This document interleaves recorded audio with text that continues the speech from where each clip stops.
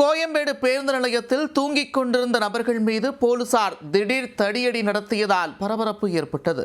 நள்ளிரவில் போலீசார் திடீரென்று தடியடி நடத்தியது ஏன்?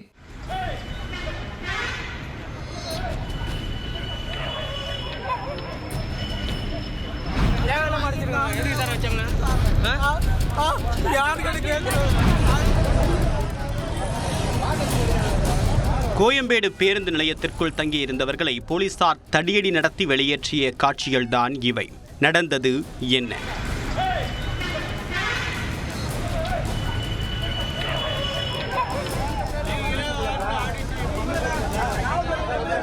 சென்னை கோயம்பேடு பேருந்து நிலையத்தில் 100க்கும் மேற்பட்டோர் இரவு நேரத்தில் உறங்குவதை வழக்கமாக வைத்துள்ளனர்.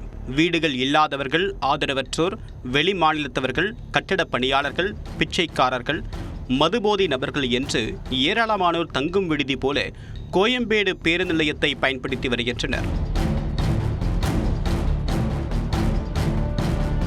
திருடர்கள் உட்பட சில குற்றவாளிகளும் போலீசிடமிருந்து தப்பிக்க அவ்வப்போது இந்த கூட்டத்திற்குள் புகுந்து படுத்துக் கொள்கின்றனர். பயணிகளை தவிர வேறு யாரும் பேருந்து நிலையத்திற்குள் தங்கக்கூடாது என்று போலீசார் பலமுறை எச்சரித்தும் யாரும் கேட்பதாக இல்லை. இந்நிலையில் கோயம்பேடு பேருந்து நிலையத்தை சுத்தப்படுத்தக்கூடிய நடவடிக்கை என்று கூறி சுமார் 10 போலீசார் சேர்ந்து அதிரடி நடவடிக்கையில் இறங்கினர்.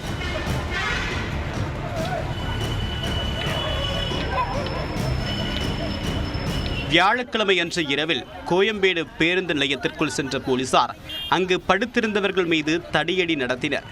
போலீசாரின் திடீர் நடவடிக்கையால் ஆத்திரமடைந்தவர்கள் கோயம்பேடு பேருந்து நிலையத்தின் முன்பாக வாசலில் அமர்ந்து மறியல் போராட்டத்தில் ஈடுபட்டனர்.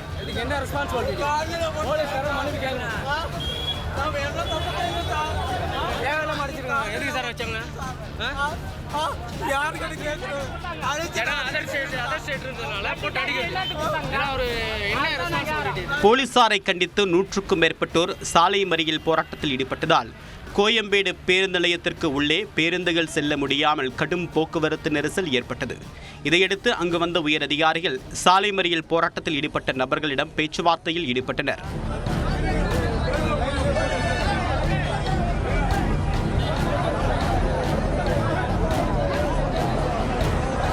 போலீசாரின் நீண்ட நேர பேச்சுவார்த்தைக்கு பிறகு பாதிக்கப்பட்ட நபர்கள் மீண்டும் பேருந்து நிலையத்தின் உள்ளே படுக்க அனுமதிக்கப்பட்டதால் அங்கிருந்து கலைந்து சென்றனர்.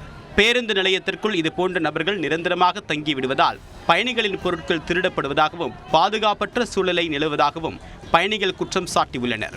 போலீசார் தடியடி நடத்தியது தவறாக இருந்தாலும் இதுபோன்ற நபர்களை பேருந்து நிலையத்திற்குள் அனுமதிக்காமல் தடுத்து நிறுத்த வேண்டும் என்பதே அனைவரின் கோரிக்கையாக உள்ளது.